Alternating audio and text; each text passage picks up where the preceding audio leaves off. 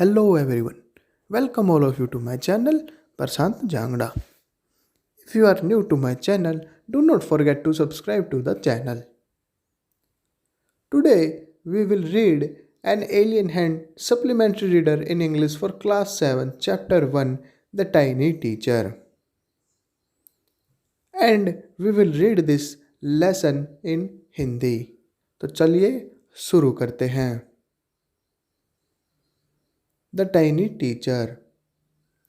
आपने सबसे छोटा जंतु कौन सा देखा है? क्या वो मक्खी है? क्या वो मच्छर है? या फिर कोई केचुआ है? या फिर इनमें से कोई भी नहीं? ठीक है, मैं ही बता देता हूँ कि सबसे छोटा जंतु कौन सा है. दरअसल सबसे छोटा जंतु है चींटी, आंट. अगर आप चींटी के जीवन के बारे में सुनोगे तो आप यकीन नहीं कर पाओगे. इतना ही नहीं, बहुत से लोग तो चींटी को पालते भी हैं. तो हम इस पाठ से इस छोटी मेहनती और बुद्धिमान प्राणी चींटी के बारे में कई फैक्ट्स जानेंगे जो आपको नहीं पता होगा. चींटियों के पास एक फीलर या एंटीना होता है जिससे चींटियां आपस में बात और सूचनाओं का आदान प्रदान करती हैं. जैसा कि आपने देखा भी होगा कि चींटियां हमेशा एक कतार में ही चलती हैं.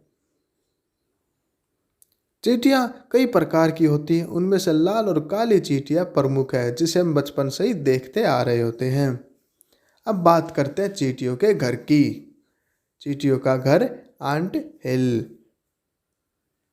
प्रत्येक आंट हिल में सैकड़ों कमरे और रास्ते होते हैं. कुछ कमरे नए चींटियों के लिए होते हैं. इन्हें नर्सरी या गर्भ कहते हैं. कामगर चींटियों का अपना अलग कमरा होता है. वे अपना अधिकतर समय भोजन की तलाश में बिताते हैं. कुछ कमरे भोजन के भंडार के लिए होते हैं. प्रत्येक चींटियां अपने हिस्से का काम बहादुरी और बुद्धिमत्ता से करती हैं और कभी आपस में नहीं लड़ती हैं. अब आती है रानी चींटी, द क्वीन ऑफ आंट्स. रानी चींटी अपने कॉलोनी की सभी चींटियों की माँ होती है. वो करीब 15 साल जीती है. उसके 2 पंख भी होते हैं. चींटियों के बच्चे, egg of an ants, grubs and cocoons. अंडों से चींटियों के बच्चे निकलते हैं. सोल्जर्स उसकी रक्षा करते हैं और वर्कर्स चींटियां उसे खाना खिलाती है, साफ करती है, उसे हवा, व्यायाम और धूप के लिए बाहर भी ले जाती हैं.